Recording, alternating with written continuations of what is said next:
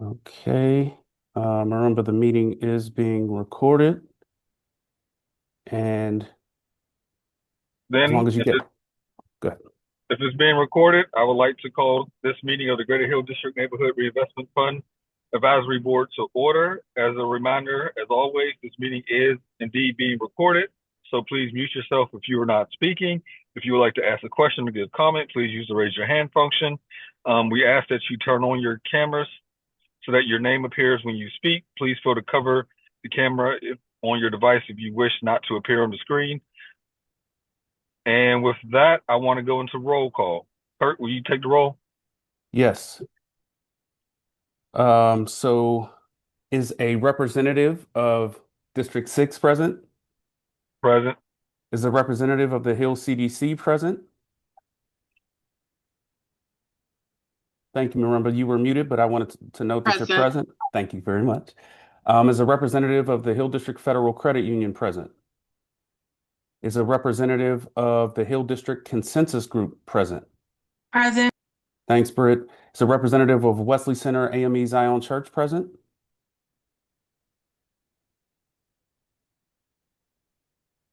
Rev, you're on mute. Present. Thank you, Rev. Is a representative of Shenley Heights Community Development Program present? Is a representative of the Historic Hill Institute present? Present. Is a representative of, thank you, Kim, of Ujima Collective present? Is a representative of the Office of State Rep Arian Abney present? Is a representative of the Office of County Exec Sarah Anamarato present? Is a representative from the Office of the Mayor present? Is a representative of Pittsburgh Public School District present? And is a representative of Allegheny County Council present? Okay, we do have a quorum. And I would like to move us forward to old business. And Alex, go ahead, Daniel. I'm sorry. No, I was going to say, I believe, which is the LERTA report. Yes, sir. Okay. So if Alex is here? Yes. Yep, I'm here. Yep, just the monthly LERTA financial report from Zion's Bank. The current balance in the account is $7,357,000, $597.71. The fund did earn an interest at the rate of $23,475.93. Projected future revenues are the same. It's just the Block E2 owner payment, which is projected at late 2027. The parking revenues from the Melody tent lots owned by the URA, and then the music venue ticket surcharge once the music venue is open. So does anyone have any questions about the LERTA financial report before we move on? Yes. I have a question about whether or not we have heard from the Buccini polling group and I'm sorry, and the $313,000 that they still owe us. Closing on the F&B tower and occupying the F&B tower. Yeah, we sent them a follow-up letter to close it. We're still kind of working with the Penguins and BPG about their final closeout items. We sent them a follow-up letter kind of stating that that's still an outstanding obligation. And did they respond? They have not responded yet. Okay. Am I correct in understanding that they are still due their their final permit, not their occupancy permit, but their final permit? What's the name of the document they're waiting for, Councilman Lavelle? I know what you're referring to. Unfortunately, the technical name is slipping my memory at the moment, but it has not been issued. I will tell you that, at least based on my last conversation with Director Waller at the SEA. Okay, all right. So just to be clear, and we can get this out to the committee in writing, that the SEA and the URA are aware that that $313,000 commitment remains unfulfilled. And there is a document, a closeout document. It's not an occupancy permit, but it's some type of final permit that indicates that the project is closed, which is necessary for other business to be carried out. It has not been issued by the URA or the SEA, and it's my understanding, based on other conversations, that that will not happen until they close this out. I think it's really important for us to be all on the same page because, as we've said many times, $313,000 is a substantial amount of capital and could go far to support the programs in our community, and they need to make good on that promise. Thank you. Oh, I forgot. So thank you, Marimba. First, I wanted to acknowledge we have a representative from Ujamaa Collective present. Thank you, Lakeisha, for joining, as well as a representative from Shenley Heights Community Development Program. Thank you, Alicia.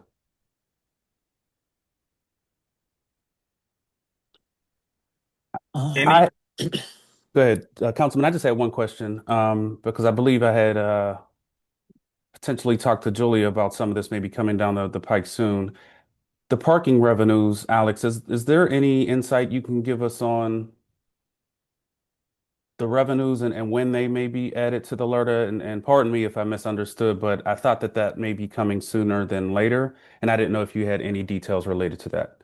No details. That's kind of handled by the URA's real estate team, Okay. and that's kind of on our list of discussions to have about, since it's been the new year, we've been doing annual payments,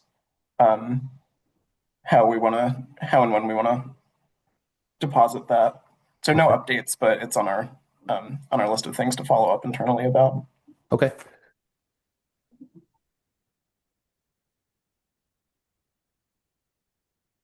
Dr. Ellis, I see you have a hand up.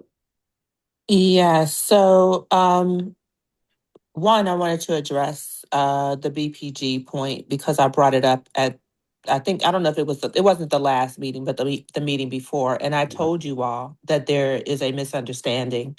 So I think that there needs to be a conversation again. And that's all I'm going to say about that because I'm no longer employed with BPG, as you all know. So I can't speak on their behalf. And it was with regards to the Pittsburgh Penguins. Remember, you keep erroneously saying BPG, but it's not just BPG. But I just wanted to say that. My second question, I have a question.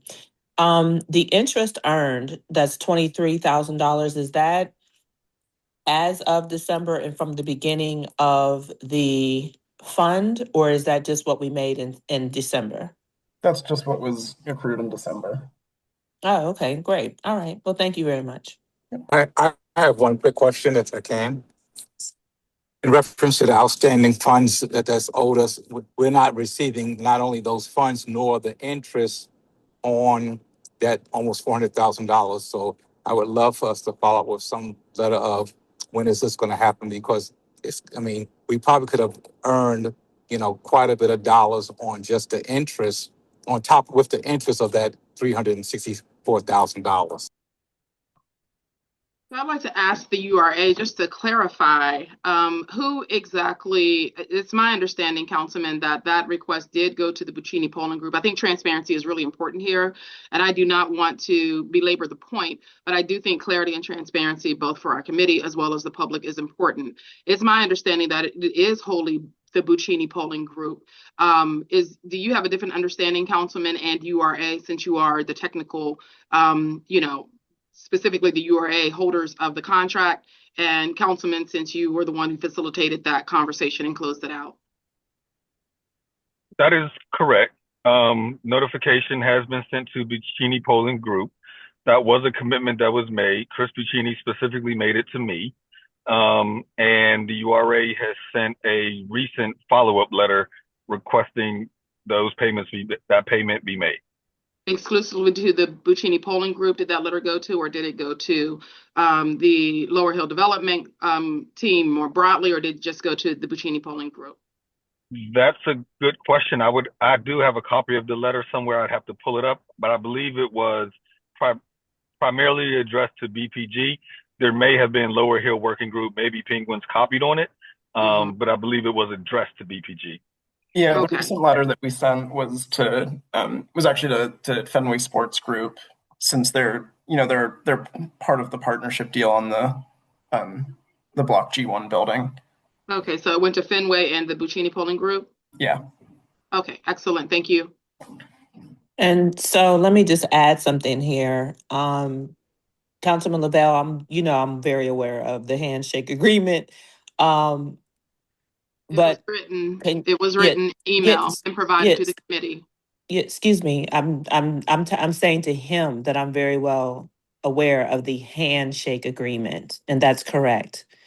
But Councilman Lavelle, was the does the Buccini Polling Group represent was the agreement made with the Polling Group as a representative of the Lower Hill redevelopment? Because that's an important distinction. Thank you. It was made with the Buccini Polling Group. Okay, thank you.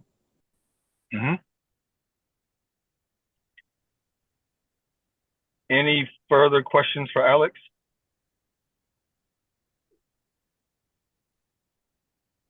If not, then we'll move on to our new business, which is the application report out, and I believe Kirk will handle this. Thank you, Councilman Lavelle. So yes, I'm excited to kind of give you guys an overview of where we are with the applications that we've been able to receive thus far. There's been some strong interest and there continues to be interest. And to date, we've received a total of 12 applications. What I'm hoping to do today is again, just kind of report out a high-level overview, but then also talk about a couple applications that were flagged and maybe get your thoughts as an advisory board about how to establish some policies and procedures as we continue to move forward with the reinvestment fund.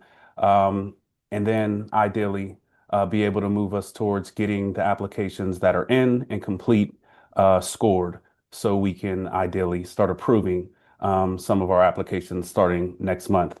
In total, again, we have received 12 total applications, 10 for the development program and initiatives line item. That is roughly 2.9, just slightly under 3 million total in what the asks have been. Again, we know that that total line item is 930,000. So there has been some significant interest there, as we would suspect.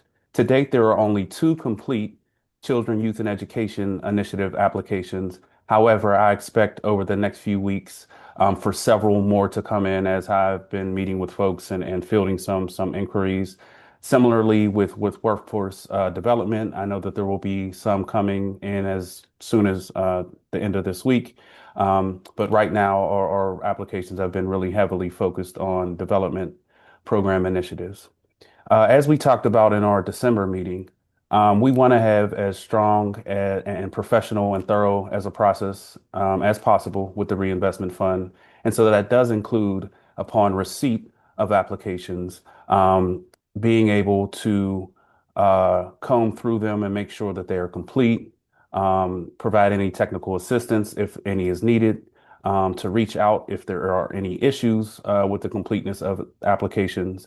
And in doing that with this round, we noticed that there were 2 applications that definitely required some consideration, which I think is relevant to bring up for today's discussion. And so for application A, and I think because this is public, I just want to be able to speak anonymously. There was a request that came in that was outside of the funding guideline amount. Um, the amount is large enough that it's actually greater than the line item for the program. Just as a administrative response, I have reached out to that applicant to let them know that the request was outside of the guideline and to invite them to resubmit within the current confines of the guidelines. But also, again, thought this was important for you all to discuss as an advisory board should there be a desire moving forward to have a standard procedure and protocol that will guide us on how we move forward should we receive applications that are largely outside of the guideline amount. And then the second application, application B, again, there has been outreach to this individual, inviting them to reapply with the complete information. But the unique nature of this application is that the capital stack information was incomplete by way of not including a funding commitment for the project. That funding commitment hasn't necessarily been actualized, but it has been committed. And so inviting that person to reapply or to provide the information that was omitted to potentially revise their narrative. But again, I think this is open for discussion amongst an advisory board that should we receive applications where it appears that funding has been secured for the project, is there a policy and procedure moving forward that the advisory board would want to entertain and how those applications are received? So again, we've received a total of 12. 10 of those are ready to move forward to be scored. There are two more where they've been invited to resubmit or revise their submission to be in line with the guidelines, to be in line with the complete nature of what we've asked for our applicants. But I just wanted to see if there was any discussion that you all wanted to have around these two scenarios, which we may see moving forward, which why I think it'll be beneficial to discuss a policy or best practice. Kirk, So let, sorry. let me chime in very briefly, and then I believe Lakeisha is trying to chime in as well. Me and Kirk had this conversation. I believe we should have or the advisory board should have a very standard practice similar to that of a foundation, whereby an application comes in, Kirk sends a letter to the applicant acknowledging receipt of the application, letting them know it is under review for completeness. Thanks. Once Kirk does that review, if it's deemed to be complete, then it will be put in the queue to move on to the scoring panel. If it is deemed incomplete, then Kirk would send a follow-up letter stating, as he has here, your application has been deemed incomplete for these reasons, notifying you of that. You have an opportunity to resubmit a complete application. And I think that should be the standard across the board for all applications. Lakeisha, I think you were trying to chime in. Yeah, and I think I'm driving, so the sound might have dropped for me a little bit, so I may have missed what you said, Councilman. And so if I repeat this, my apologies. But generally, my understanding is that within that foundation, best practices, right? You would either have, if you don't have the funds in hand, right? So if you're filling out an application and you're saying on your budget that you have committed funds, it means that you have an actual grant letter, right? And so that would be satisfactory from my perspective, that if they don't have a check and funds in the bank, that they would have just a commitment letter from whoever that funder is. And that would suffice for the commitment. And I think what I'm saying in this example, Lakeisha, there was a commitment, but it wasn't included in the capital stack. So therefore, there was an appearance of a gap that had that commitment been included, there would have been a more accurate reflection of the current financial realities of that project, if that makes any sense. I think it's just a bit of a distinction that just wasn't included in that initial narrative. Are you saying, Kirk, just for follow-up, are you saying that they demonstrated the commitment with some kind of a letter, but like on their budget in the stack of showing how the project flushed out, that commitment just wasn't included number-wise on the budget? Yeah, so the letter wasn't included, and the number-wise, it also wasn't included in the initial budget, and it was just recognized through going through the application and just checking for completeness, as the councilman said. So it was not included in the information via the letters or the budget. And Eric, Councilman, if sorry, there's different I language. just a quick question. Just for clarification, and I think this might piggyback off of the question just asked. How do we know that the complete stack information wasn't complete? So you're saying it wasn't actually in the narrative and there wasn't a letter included, but we've identified that this applicant did not include all potential funding sources. How did we identify that? And Councilman, if you could help me with some language, Sure. Go ahead, Councilman. Yeah. It's pretty simple. The application came in when Kirk and the URA reviewed it to make sure all dollars are being showed. Because the project has received commitment of public dollars and public votes had to be taken for those dollars, it's on record that that project has public dollars in it, but those public dollars were not shown as part of the capital stack. I have a question. Okay. So does that mean that applicant has accepted this public money? That's where I'm getting a little confused with funding commitment, because I mean, organizations or foundations can commit monies, but there's also the acceptance part. So I'm trying to, weed through that part. What you mean by that? So the applicant got a public commitment for the dollars. That does not mean the applicant has drawn down those dollars. But if you're reviewing the capital stack and you don't even know that that commitment is there, you may think, well, the gap is $100 when it's actually 50 because there was a commitment to give another 50. But in this case, they may not want to accept that 50 if they can get 50 from this fund. But it's not showing you the whole picture, is all we're saying. I have a Okay. question. Oh, okay. I have a That question. makes more sense. Okay. I have a question. Kirk. Yes. Is that Kim? Yeah, this is Okay. me. Yep. Are the public dollars, are they grants the same way that this will be a grant, or is it a loan? In this specific instance, it would not have been a grant. It would have, go ahead, Councilman. It would have been, I believe, a 0% loan. Okay.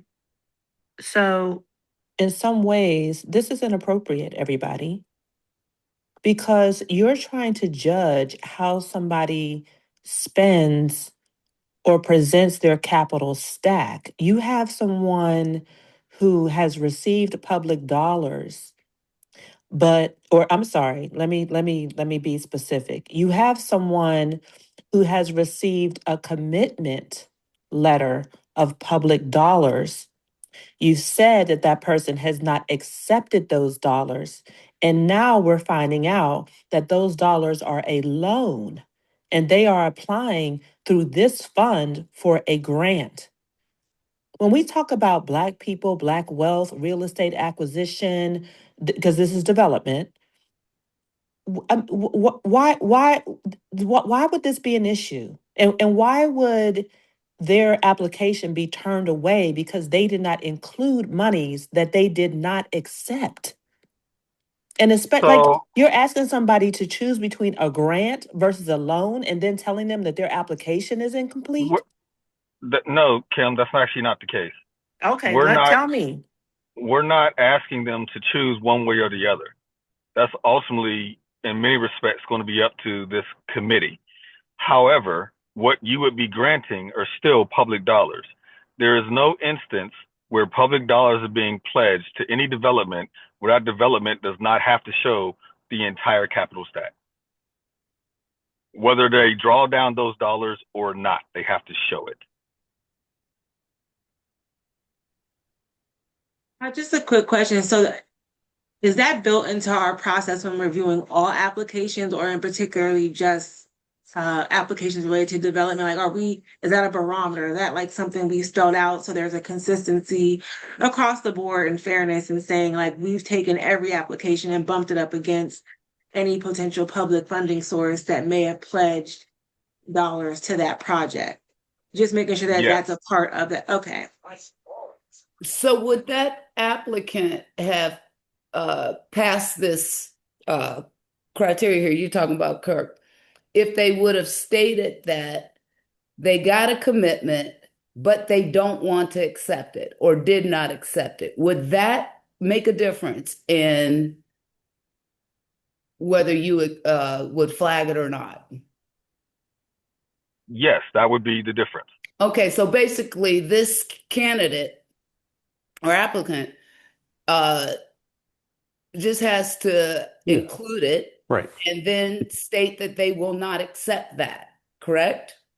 And then it goes through, correct? So this is just total, if you will, disclosure and making sure that we are aware. And is that what we're doing here? I mean, I'm just trying to see what we were looking for with that. Because I could see many people having to weigh a grant versus a loan.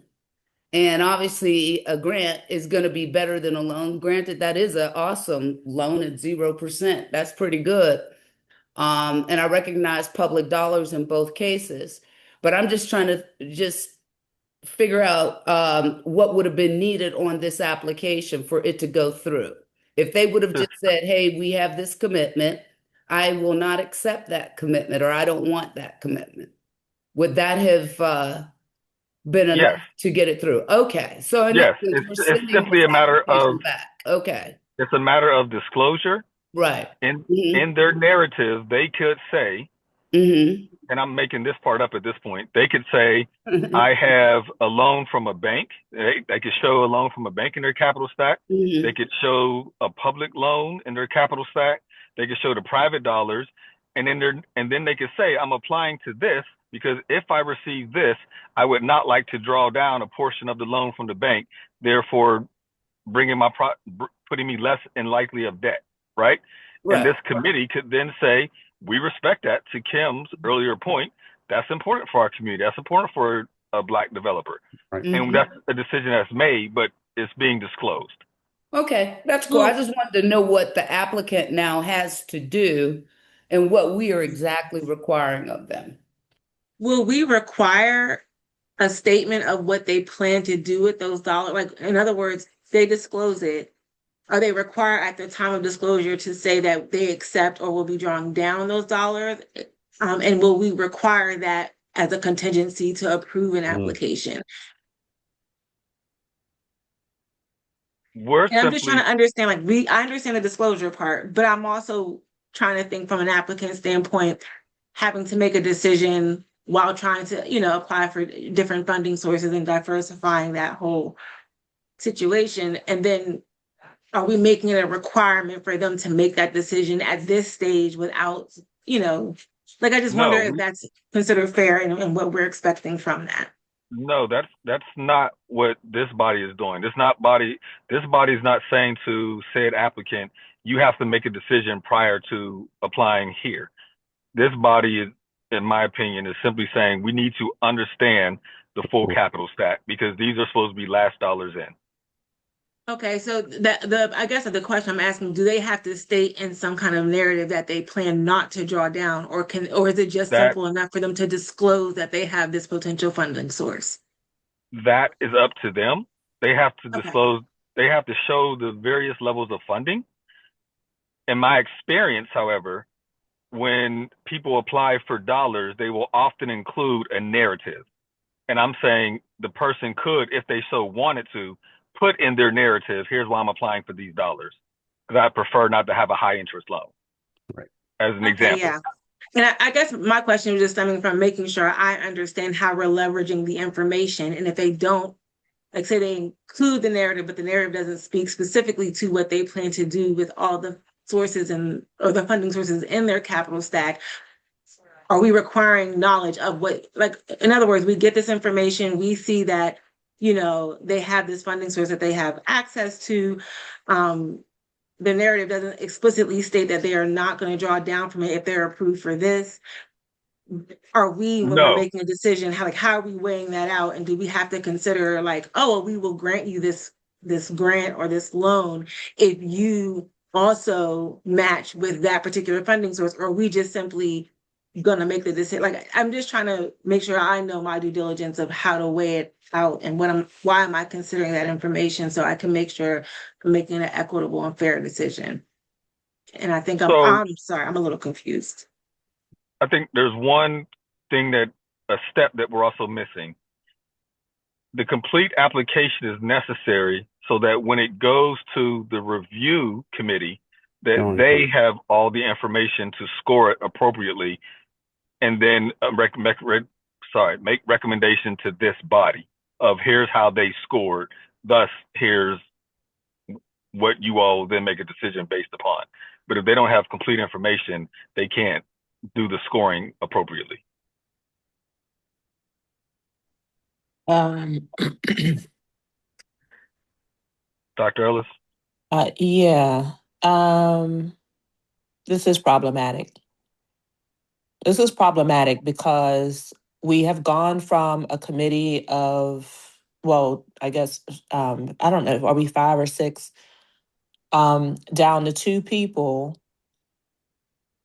who may or may not know enough about development to make this decision and to score in that manner. It's like it's not your choice as to how I want to handle the money, but I could see somebody who's generally uninformed, no offense, because I don't know the extent to which they may know development, and I don't know one person at all. So um I could see someone saying, well, I mean, they already have a loan. These other people, they're applying for money, they don't have a loan. And you know, just as it has even been said in this meeting, a low interest loan is amazing. So they should go with the low interest loan. And then you know, you score them lower because you personally feel that they should go with a low interest loan instead of applying for the grant and they're weighed up against other people. I mean, it's unfair. I just want to be very clear about that because you don't know somebody's financial situation or what they're going through or what they may or may not need. And also, a grant could open you up to some other possibilities. You know, I'm just saying that it comes down to 2 people. They're supposed to score. And you heard Councilman Lavelle say it, you know, knowing that information, it may affect how it's scored. Yeah, and it could be biased against them. But I mean, it's okay if they have to disclose.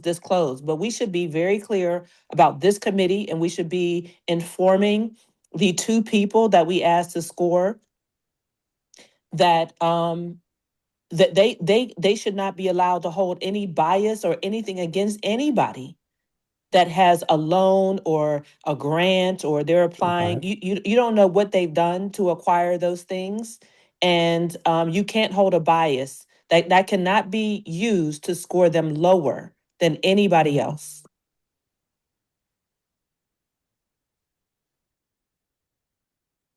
Okay, point made. I see Lakeisha's hand, and then I see Miss George's hand. Yes, thank you. Kim, I'm hearing you, and I agree with some of your concerns. I think, you know, part of it is that, you know, I think one is if the disclosure, right, is public information, right? So it would be better for them to disclose versus, you know, even if they, you know, wanted to make the decision and choice to choose a grant versus a loan, right? A person can definitely do that. I think maybe perhaps part of the process, right, does fall on us to be able to weigh out multiple characteristics of the application, right? So it's not just the money part. And I think it is important for somebody to be able to say, hey, excuse me, there was a process and there are public dollars available for this project, right? But within the capital stack, right, they could have a very valid explanation right? Depending on where the other funding is coming from. But then also we get to look at what the actual project is, the benefit to the community, right? All of those different things. I'm assuming, right? In a part of our process, to my understanding, which we haven't yet done, and this would be our first opportunity doing it, is to take the scoring. And my understanding also is that Kirk is scoring, right? So Yes. there's three scores.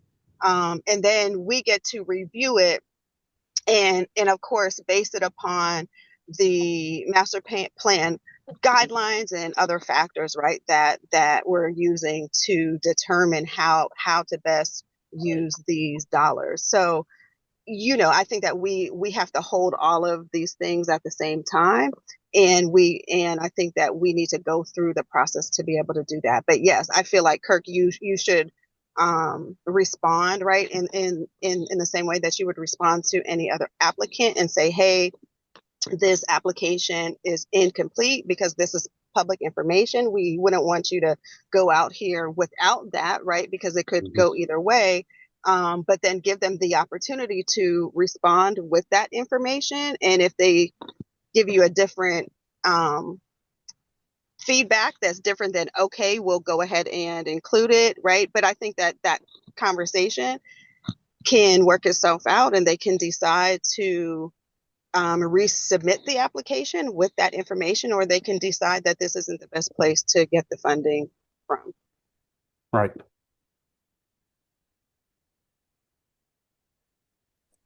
That's not the way that it was presented to us, respectfully. And I think that if we hadn't asked these questions, we would not have known that this comes down to a grant versus a loan. And that's a problem.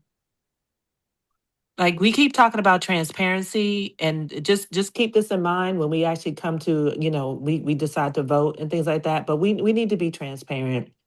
And I will also say the same for the applicant. But I just think that it's important. It's just important for everybody. It'll keep us all safe and on the up and up. And I'm sorry, Kirk. I wasn't sure. I keep hearing two different things about you voting or not voting, so I apologize. I wasn't trying to dismiss you. No, it's always been, I would be part of that 3-person scoring panel. Okay. And then the project manager takes those scores and compiles a recommendation report that goes to the advisory board that facilitates the voting on those projects. Okay. And I have to ask, is this loan that this applicant is applying for, is it coming from the URA?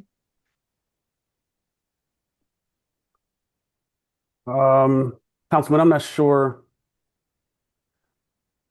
So Kim, Is that information that, I don't know, I wouldn't want if I'm an applicant, I would not want you to know my business like that. I mean, I'm just bringing that out. Well, we have to put it out there. They have to put it out there for the capital stack. So I'm asking, can we say that? Because that is a personal, I mean, that's. For the purposes of they didn't include it, you know what I mean? For the purpose of this public meeting, I would prefer that we keep it rather high level. And just, this is really a policy discussion of, do we ensure that any incomplete application, Kurt is able to review, note that it's incomplete, respond to the applicant, telling them why it's incomplete, and then allowing them to resubmit. I'm like, this is, I mean, I know we're getting into the weeds, but this is really a simple sort of policy discussion of what should the appropriate next steps, and for both this application and the other application be. And it's my recommendation that the next step is, it's incomplete, here's why. If you would like to resubmit, please feel free to do so. But there's a problem. There's a problem, you guys. And see, this is, okay. Problem number one. We were supposed to have a meeting. The meeting was canceled. No explanation given, nothing stated, just cancel. We then have the next meeting, which is 2 weeks later. We're supposed to be scoring. We're supposed to have a discussion.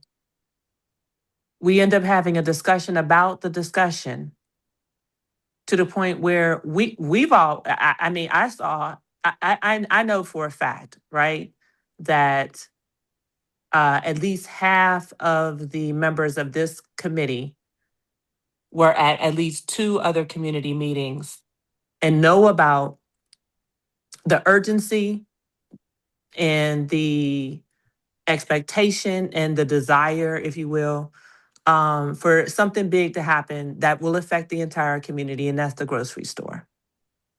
Okay? But instead of us talking about the grocery store, all of a sudden we run out of time. And everybody has to go. And I get that. I get that. I'm just saying that it's important. And now we're here at the next meeting, right? A month later. And now this person, and I know it's not the grocery store because I just know that in general. But whoever it is, they've had their project pushed back over 2 months now. And now we're like, oh yeah, by the way, we talked about it and can you reapply? I think is disrespectful. And I think that it is kind of trifling on our part to do this to somebody and to do this to people that are in our neighborhood. We are the Greater Hill District Neighborhood Reinvestment Fund.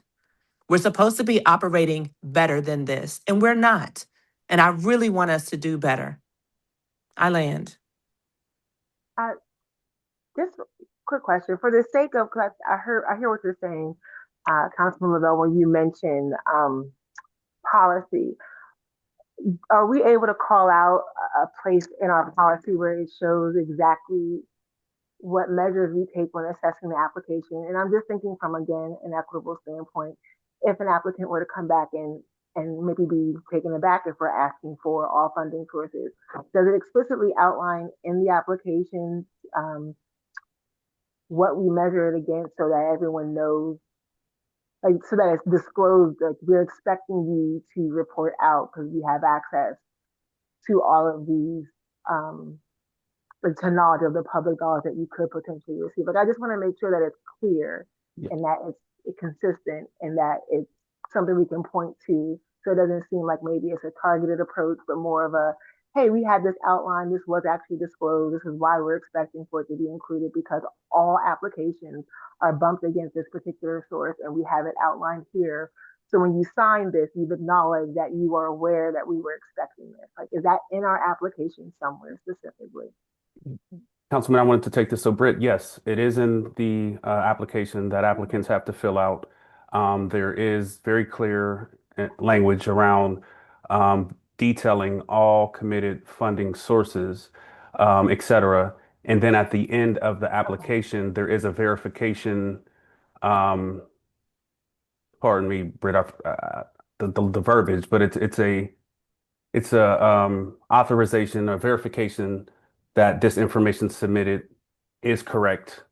And that is the last piece of the application. Alex, I'm not sure if you're still on the call because I'm just having trouble with that verbiage at the end, but there is a something they have to submit that verifies that what they submitted is complete and accurate. Alex, do you? Yep, Kirk, that's Okay. correct. Yeah, so they have to sign just to attest that the application is complete and true and accurate and everything.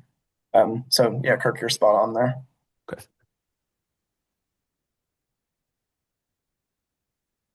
I want to take a moment to encourage us to assume positive intent across the board at all times, particularly because, as a community-run source of funding, we already know that oftentimes there are hurdles and perceptions that have to be overcome, and there is no good use in, creating additional speculation where there has been positive intent and good faith. So, for example, the reason why the last meeting was canceled is because we ran up into the holidays. We had already had a meeting. We were trying to get probably more work done than we could have before the year ended, and decided to respect that everyone has, holiday plans and so forth, and we need to just, maybe not try to force it, particularly because we knew the conversation was going to be robust. And we did not have the amount of time necessary to complete the full discussion. So this is really evidence that it's an important topic. It deserved the proper amount of time for us to vet and discuss. And I think that what we're faced with today is making a decision about,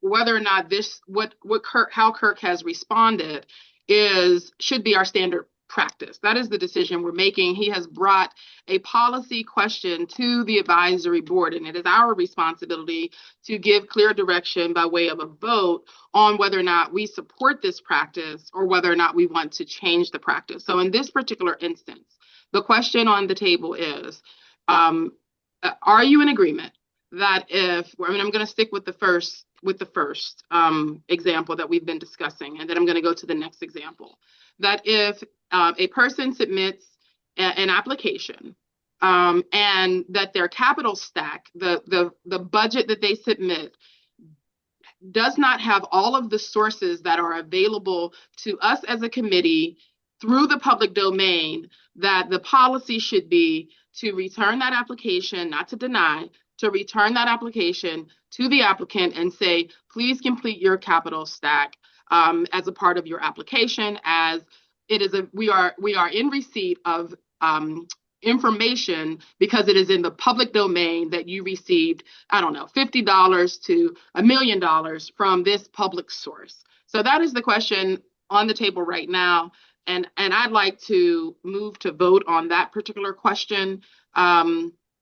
If there are, so I move that we vote to endorse that if there is information available in the public domain, that there is additional capital available, that we give the project manager approval to return that application in a timely fashion and request that their application be completed based on what is available to the committee through the public domain. Point of clarity and discussion, please. First, is there a second? Thank you. Can I see if there's a second first? Okay. Having none. I'm sorry. Go ahead, Alicia. I was saying second. Okay. Of course you will. Now with discussion, Kimberly. Yes. So I would like to make I could agree with this motion with the exception of this application and because of the public delay.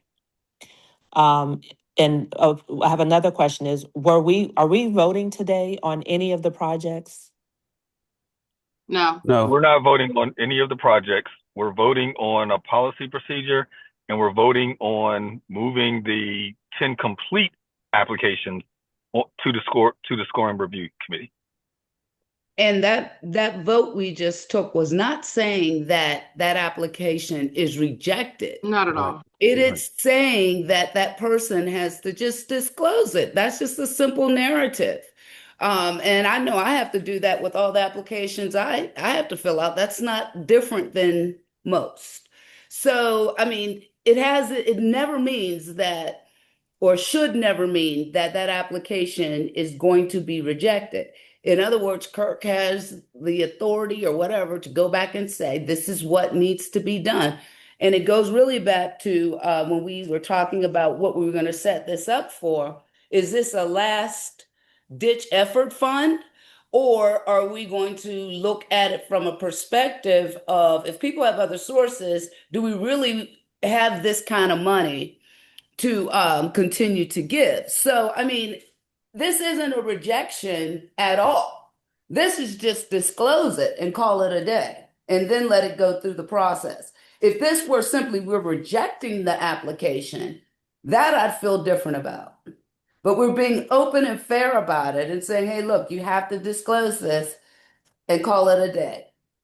And I'm sure that any applicant wouldn't have a problem with saying, I got this commitment and I've decided not to accept it.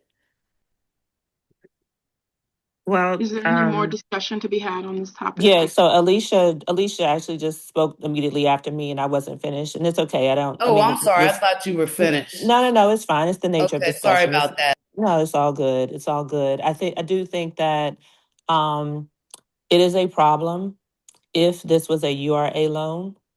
It's a problem. So I don't think that the person, and I get it, like they're not being rejected, they're just being asked to, like, go ahead and revise your application. However, as Councilman Lavelle said, um, we're supposed to also be voting on the other 10 to move forward. And see, that is the wrong part about this situation. I think This you're, is I'm not following you, Dr. Ellis. I think you're misunderstanding something. I hear what you're saying. I think what I hear you saying is that you are concerned about whether or not this application that has been asked to quote unquote resubmit or to clarify, right, to add a missing source, whether or not they will get in, whether they will resubmit in a timely enough period in order to be considered in the first batch of scoring. Is that what you're trying to get at? That's one part. That's one part. Okay, so let's deal with that. Let's deal with that. Kurt, can you please respond to that question, please? Yes. So in this specific instance, that applicant has been reached out to. They have agreed to provide the information. That information was asked to be received, I believe, in 10 days, but I can double check.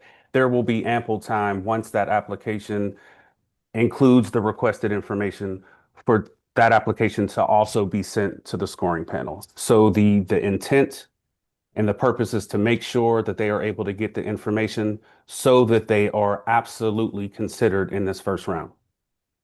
Okay, thank you for answering that. So what's your second concern, Kim? My second concern is what I said earlier, in that I would like for Kirk to follow through as a policy to make sure that the scores know that they cannot hold any bias against someone who may in their capital stack have a loan versus a grant, even though we are supposed to be the last in.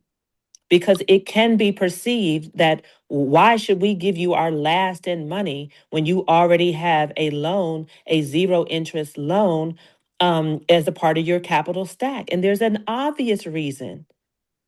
So What is that's the all I'm reason? What saying. is that Just reason? I just want to be sure we're understanding your intent. What is that reason? the reason is because you don't know what a developer is going through, number one, and a grant versus a loan is a huge difference. Even Councilman Lavelle, I mean, he literally said, I mean, in a zero interest loan, and it's like, yeah, I mean that can be great, but what could be we all agree, right, that a grant is greater than even a zero interest loan. Do we all agree on that? Well, I think No, We're oh, going hold beyond on one. Councilman. the point. I'm point of click. No one. That's Kim. I hear what you're saying. I don't think anyone would actually argue with you on that, but it's not germane to what we're trying to resolve right now. What we're trying to resolve right now is this We board can't hear you. making a. You can't hear me? I can hear you clearly. I don't Oh, know. sorry. I don't know Sorry. what's going on. All I was simply saying was I don't think anyone's disagreeing with what you're saying, Kim. However, it's not germane to what we're trying to resolve right now, which is trying to affirm the standard practice for any and every application that is deemed incomplete, which is to respond, explain why, and ask them to resubmit their information. And that should be the standard practice across the board. And we're looking to provide Kurt with that direction. And so the vote is to affirm that that is what he should be doing on every single application. No, that's understood, Councilman Lavelle. I was just adding, as a matter of policy, that he advised the scorers that they cannot hold someone that has even a zero interest loan. They can't hold that against them in the scoring process. As they are applying for this grant, that I think that should also be like the same way that there's like banks have a disclaimer, other, you know what I mean, like that should be clear. That should be a part of our policy. That's what I'm saying. As we're advocating for this policy, which I do support, but this should also be a part of the policy as well. I don't think the That score. that's fine, but that would be a separate decision, a separate conversation from what this is. That's all I'm saying. Okay. That's a different motion. That's a different vote. That's a different conversation. All right. I'll bring up the motion after we pass this.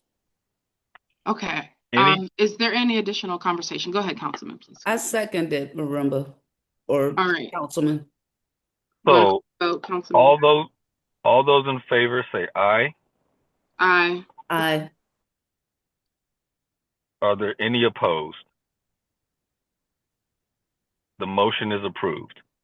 Kurt, will you move on to our second application that you wanted to flag? 1 second. I have a motion about the policy.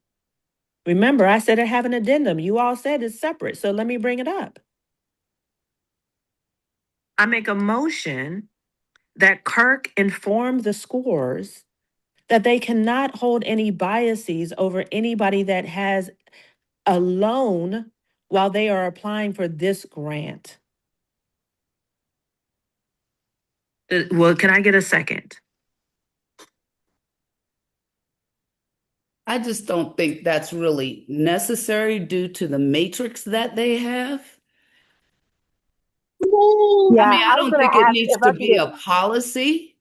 I don't think yeah, it needs to like be a maybe policy. I think it could just be a statement that they can't or hold, but add they it have to to the go board. with block by block. I mean, excuse me, item by item. And there really, to my recollection, is nothing in there that they would grade one against the other, unless that was added, Kirk. But from what I was looking at, there's nothing that would even allow them in that on that sheet to do that.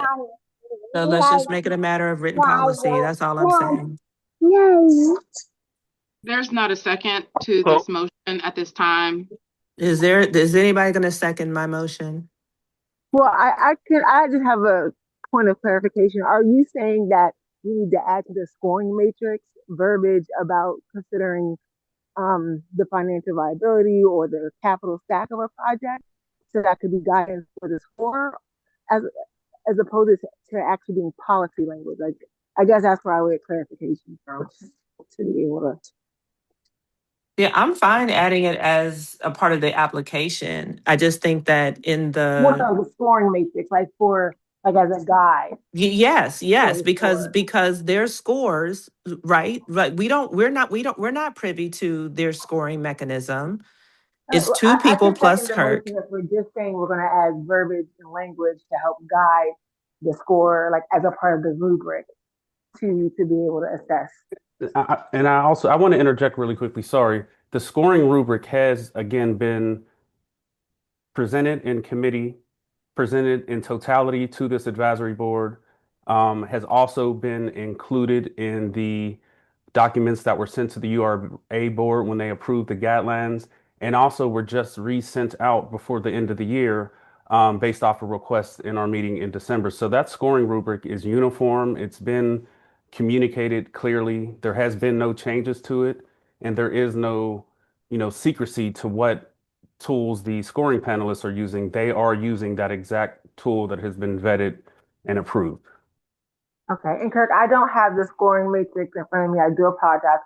I'm in motion, and I'm not insinuating that it doesn't, in fact, give guidance to the score about how to assess or think about a capital stack as it's presented. I'm just affirming that we could vote on if we are going to really enforce that as a process to make sure all of your capital stack is disclosed. Making sure that we just account for that adjustment in whatever we, I guess, solidified prior to that decision. It was already included in the scoring rubric because it's included in the guidelines. So there definitely is verbiage about analyzing a capital stack, looking at projects' potential readiness. Everything is directly aligned with the guidelines that this advisory board agreed to. So again, all that stuff is consistent, Britt. Oh yeah, okay. So I feel very warm and fuzzy about that. I just didn't have it to reference when making this point since we're talking about this now. But thank you. So, Britt, are you seconding the motion, or are you just trying to get clarity? I wanted clarity, and I was going to second the motion if for any reason you did not have that verbiage disclosed, because I don't see it necessarily as policy, but more so as a part of guidance for the scoring matrix. Okay, if you're second, you're just clarity, you are second, you're not. No, because it sounds like She's we not already have that seconding. language. Okay. All right, so the motion does It not move. fails. That's fine. And I do want to say before we move on to the next project that it is very, very difficult to try to legislate bias or not legislate bias, so to speak. Everyone has their own biases that they bring to the table. And I just think it's really smart for us to like be aware of that fact, right? You really can't, people have their biases. I understand that our goal is to always be fair, but I also want to point out that this fund is open to anyone who's doing work in the Hill District. And so I think when establishing policy, which I don't think it's a good idea to try to, legislate or create policy around bias, so to speak. I do think, though, it's important for us to think of how creating policies can end up perhaps harming the community under different circumstances, right? So, for example, in a situation where a developer may be making $2 million in a developer fee, so to speak, okay? And they can make maybe $2,225,000, depending on the availability of funds through the LERTA fund. We would essentially be saying that they should be considered through the same lens as anyone else, right? And so I think we should be smart about saying, hey, whether it's a loan or whether it is a grant should not matter, because at the end of the day, particularly when it's private development, at the end of the day, normally a developer is applying in order to increase their developer fee, not always to close a gap. And the question is, can you, as a general rule, say that any developer who's doing a project in the Hill District, you would be okay giving them a grant to increase their developer fee? I can't speak to this project in particular, but I'm saying as a policy, is that think about whether or not you want to create that as a policy, because that is essentially what would have happened if we had endorsed that. So I would just want us to be mindful of that. And just understand that we can have certain understandings without creating a policy that may end up harming us in a different environment. Thank you. Sorry, Marimba. I did want to help to see if we can kind of move this forward, because I know we're getting close to 5, and I think there's a couple more important things to speak to. Councilman, did someone speak? No, I was just saying okay. You need to vote on the other. Yes, thank you, Alicia. So, Councilman, you asked me to detail the other one. So, again, the other application that I thought was important for this board to discuss is when we receive applications that are outside of the guideline amount. The process that will be employed is to reach back out to that applicant, let them know of the incompleteness there, because they actually did request more than what is allowable, and then inviting them to resubmit or make an addendum to that application so that it then could be moved forward. And I think that is the other scenario up for discussion, to make sure that practice would be acceptable, or if there are any other thoughts there.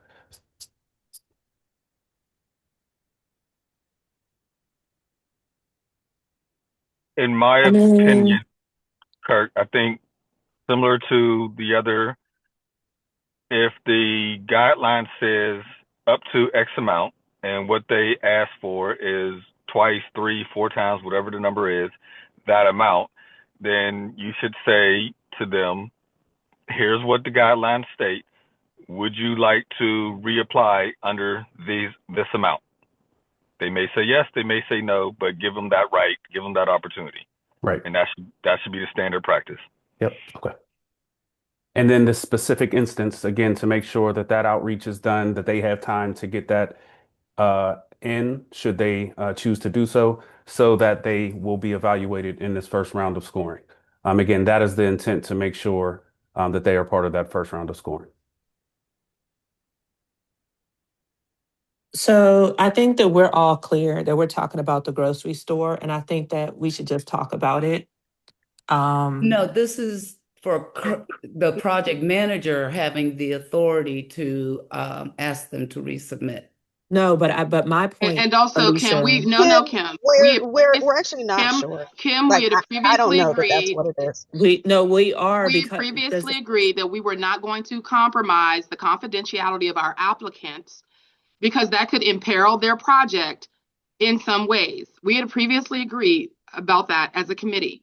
And so we are that not we going weren't going to what? that we were not going to disclose and discuss projects specifically because that could actually imperil or harm applicants' ability to raise funding in other environments or in other ways. We are not going to No, discuss the you brought that specifics up of as a any concern for project. yourself, Marimba. We That we didn't No, vote No, I on no, did that. no. not, Kim. We agreed to that as a committee. Perhaps you No, were we logged did off. not. Yes, we did. Well, perhaps we should vote on that now, Kim, if you can't remember.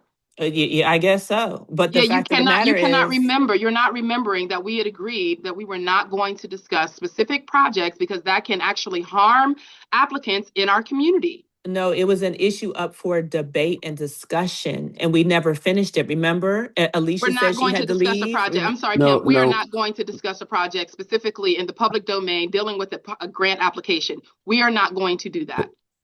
That is something that the board did agree to, and that's why we had an executive session towards, I think, in November or October of last year. But that definitely was something that was universally agreed to by the board, Kim. So that is correct. Yeah, I remember agreeing to that because we were concerned about even the housing applications and people, you know, I mean, personal names housing is being given totally out. different. Well, an application, you have to treat them all the same. No, you don't. If somebody's house is not the same as a development for an entire community. No, I'm Those are two talking different about the things. candidates and Well, I'm not talking Again, about candidates. again, I need to emphasize this is a policy decision we're making. We're not discussing a said project because the project has not come to this committee for review and decision making yet. We're discussing a policy of whether or not Kirk's appropriate response is, and I will tell you right now, I know of numerous developments who have come to me and said, I know the guidelines say this, however, I want to submit for this, this, and this. I know numerous projects. So it's not just one, it's numerous ones. And the policy decision that we have to make is, if we've said our guidelines are A, then you have to apply under A. Is that Kurt's standard response? Now, outside of the standard response, to my point earlier, many applicants will often put in their narrative, the cap is X amount. However, I would wish to speak to you about possibly receiving more. That can always go into their narrative, but formally, they would have to apply under the guidelines. And that's the decision that needs made now, not whether or not to approve a specific project. No project has come to us. I move to approve that we endorse language that indicate that for any applicant who applies for an amount in excess of the established guideline amount, that our project manager and or designated staffer indicate to the applicant that they are welcome to reapply or to adjust the amount of their application in accordance with the guidelines. Is there a second? I second that. Any discussion? Seeing none, all those in favor say aye. Aye. Any opposed? That motion has been approved. Okay, so I believe that now takes us to the 10 that are complete. Yes. And approving to move those to the scoring panel while we await the revisions to any potential applications, but moving the 10 that are currently complete to the scoring panel. So Given I move that we, oh, I'm sorry. Go ahead, Go ahead. Alicia. No, go ahead. Go ahead. I was just going to say, in the spirit of the conversation that we had today, Kirk, I would ask that just in the spirit of building consensus amongst our committee and also instilling confidence in the community in the event that anyone's confidence has been compromised inadvertently, that we reach back out to the applicants, let them know we are moving to the next step and that we need to receive their applications within 48 hours. The adjustments that are required based on what you have disclosed to us today are not so detailed that it should take more than 48 to 72 hours to make those revisions and get them in. Okay. Thank you. That's my suggestion for what it's worth. And again, you all, let's just note. I mean, I have to, because of where we are. I want to draw your attention to Marimba describing that the holidays were coming up and everybody was busy. And that's why our meeting was canceled. Okay? No, that's not And what I. that, one second. And that we also knew that this would be a robust discussion and that we would need a certain amount of time. And so, quote unquote, out of respect, we decided, well, we didn't decide anything. It was decided to cancel the meeting. And then we actually had, we didn't, on the next meeting, we didn't even deal with those situations. So I'm just saying, like, I think it's so ironic and it's rich, actually, to send anybody a letter and say you've got 10 days after you've had a 2-month public delay. Like, this is, if y'all want to do things the right way, this is not how we do it. Under most However, circumstances, Kim, an one application would second, be one rejected. moment, Under most circumstances, one moment, please. under most circumstances, an application would be rejected. One moment, please, because I'm speaking. Thank you. Passing these policy procedures today might very well put us on the right path, and I hope that we are going to be on the right path. But I just wanted to note that what we have done up to this point, it is not right. And I want to be very clear about that. And I firmly want to reiterate, because I think that misinformation has to be countered. Absolutely. Misinformation definitely has to be countered. You done? So if you're done. Okay. I would. I do want to say, hold on, because we've got it, because every meeting there's speculation and, innuendo and those types of things, which is not really healthy for our community, nor the dialogue, nor is it what we want to have in this kind of decision-making body. But with that said, I do want to say that, Kirk, when did you notify the applicants to make the adjustments initially? You're on mute. So over the last since we met as co-chairs a few weeks ago, I've reached out and I've definitely confirmed with one applicant who was ready to turn that information around. I do agree, Marimba, 48 hours wouldn't be out of question. And just to add my 2 cents to this discussion, this is our first time going through the process. Being able to set these procedures and policies will undoubtedly create a more smooth process, and the process will be tightened up over time. So I did want to acknowledge that. But I will make sure I reach out to the other applicant who I haven't confirmed a response with at the conclusion of this meeting, just to make sure that everyone is clear and everyone can get their information in as quickly as possible so everyone can be included in that initial round of scoring. And Kirk, you're not making it a requirement that even if the expectation is that, oh, I've talked to them and I think they can do it, you're not making it a requirement that they have 48 hours to turn in their amended application, are you? Well, I think. Wait, hold on. Let me clarify my request on behalf of the committee, largely in deference to you, Kimberly, and to the concerns you brought forth today.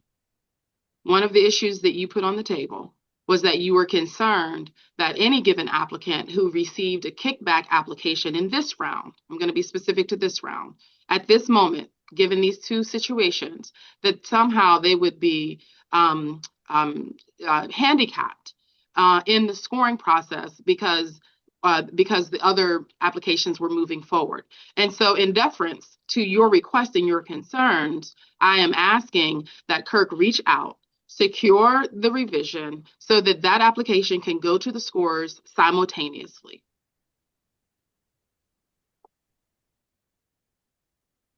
With that, I move that we, Can I? go ahead, Alicia. Oh, no, I was just trying to put a motion out there on the table. That's all. No, there is a motion on the table. Well, I'm sorry, can somebody I want to move that we not hold up these 10 that have already passed and send them to the scorers. No.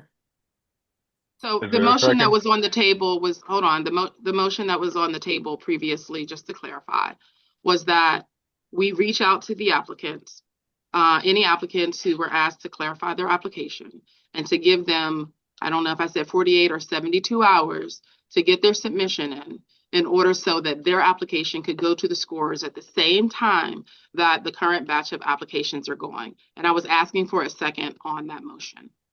And I'll second that with a friendly amendment that we're not putting in writing or making it a policy that if in the past someone needs something, that they only have a 48-hour turnaround. That is not what we're at. This is a very specific. Now, I know that. I'm just. No, we're not, and I'm not changing my motion. That's fine. That's fine. Well, Kirk, I'm just. Well, I can make another motion or whatever. I hear you, Kim. I would just ask if if we can specifically say 72 hours versus 48 to 72 hours, if that's okay.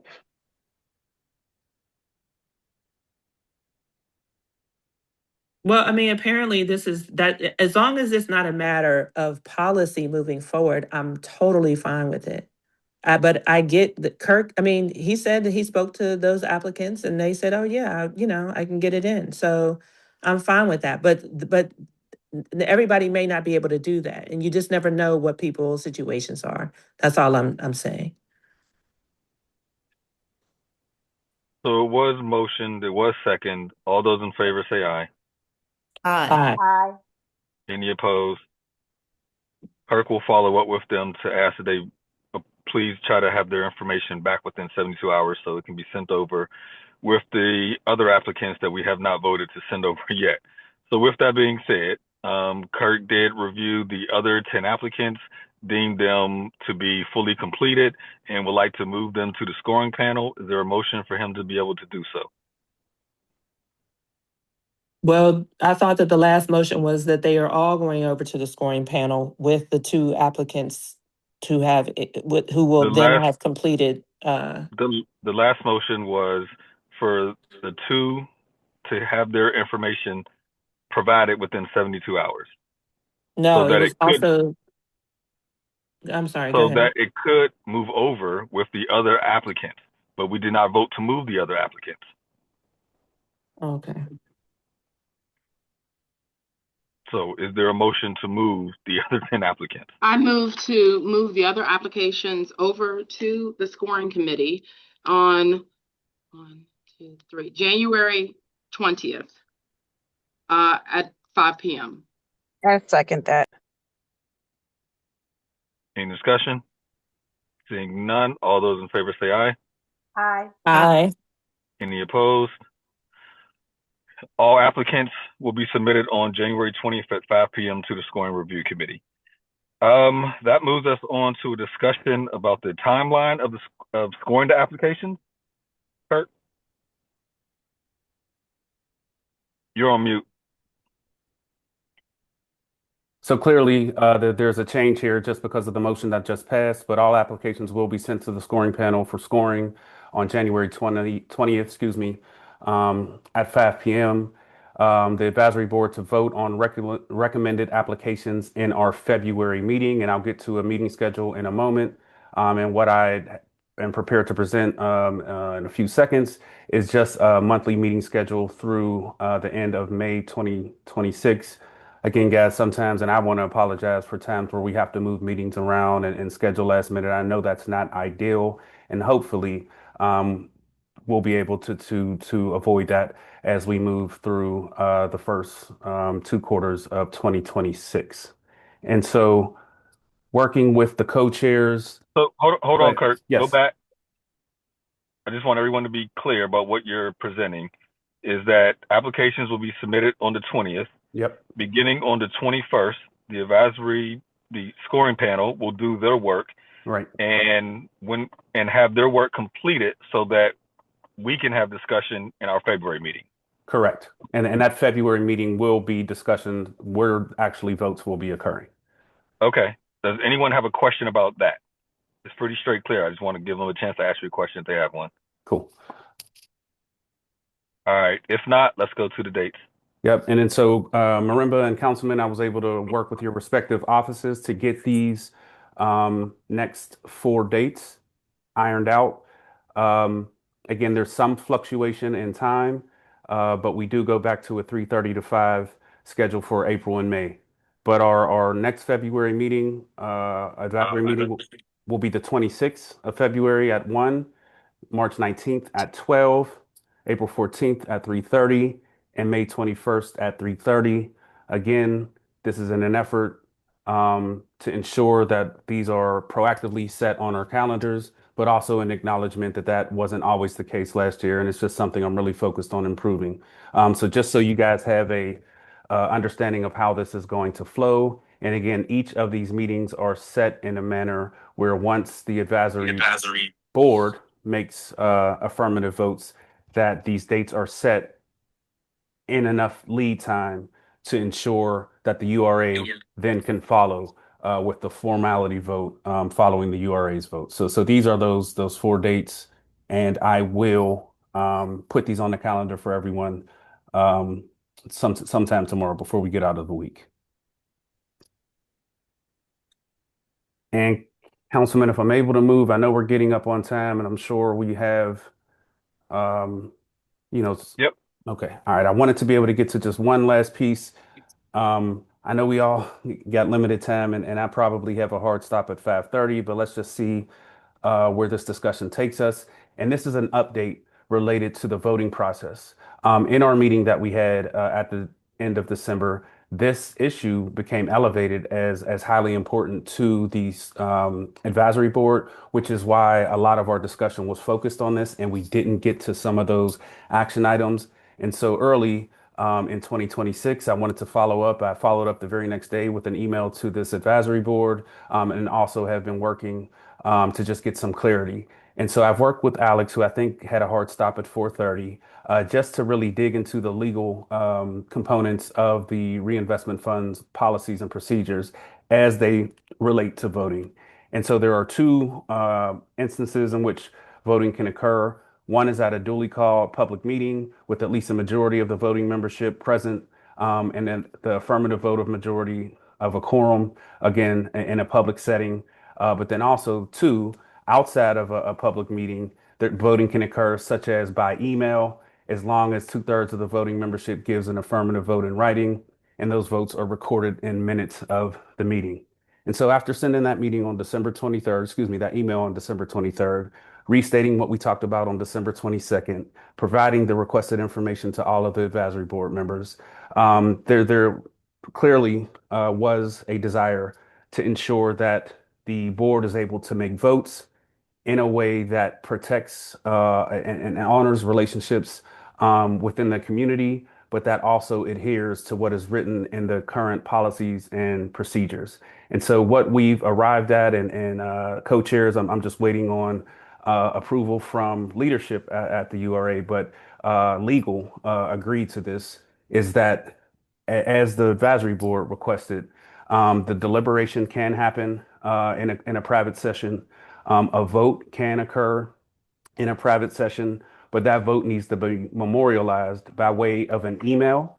That would be an email that I would send, have all the advisory board members on it, have appropriate representation of the URA, and then also including a tally of those votes within the meeting minutes. And so again, what this allows us to do, or allows you all to do as an advisory board, is really protect the relationships, the community facing nature of this fund, but also allows for deliberation and things to occur as well. And the last piece that I didn't mention, there was an issue raised about making sure publicly people are able to recuse themselves. And so before this advisory board would go into a private discussion to deliberate and ultimately vote on projects, first, it would be announced who are those recommended projects that are going to be debated and voted on, so that there is an opportunity to publicly recuse yourself if there is any conflict of interest. And again, these steps were sufficient for our legal team member at the URA, and I'm hopeful that there isn't any changes to that. So I think we leave understanding that we have a voting process that again meets the legal requirements, but also addresses some of the concerns and desires of advisory board members. Thank you, Kirk. Any questions? I do have a question. Are each of our votes going to be noted, even if they're not going to be privately revealed, especially when it comes to the actual scoring of projects? Or I'm sorry, not scoring, but voting to approve projects moving forward to receive the monies. So Kim, I think I lost a little bit of what your question was there. Sorry. Are you able to repeat that again so I'm clear? So the votes that are you said, so it says those votes are recorded in the minutes of the meetings, and I'm just asking, are they going to be individually recorded, or when it goes to the public, it's to say, you know, Okay. your project has been approved by the Greater Hill District Neighborhood Reinvestment Fund, Right. but will we have a record like internally of our individual votes? Because I do think that that's very important. So the internal record of the individual votes will be what is captured and memorialized by way of email. The minutes will record the tally of votes, and those will be available upon request. So yes to your question, but just with a nuance there, that the email that will be sent out will be the memorialization of those votes. And Councilman, I'm not sure if I cut you off, but that is what was discussed. Okay, as long as the email is sent to all members, Yes. not just to you, Kirk. I would actually be sending the email out to all members. Oh, okay. All right. Yes. Thank you. Okay. Well, I would like to digest this a little bit, Kirk. But thank you for disclosing this and bringing forth the recommendations from, prior meetings. Were you trying to vote on this, or were you just trying to like indicate where the URA? This was just an update. Remember, it was just Okay. an update. Yeah. All right. Thank you. I think this requires a little more discussion, but I don't think that it is required today. And Councilman, I'm gonna stop sharing my screen because essentially that was the majority of what we needed to discuss in regards to the process. Okay. If that was all on our agenda, we are past our 5 o'clock deadline, but is there any pressing issue a member needs to bring forward? If not, I think this was a productive meeting. I thank you all for your time. Thank you, everybody. Yeah, meeting is adjourned. Have a good one. Bye-bye.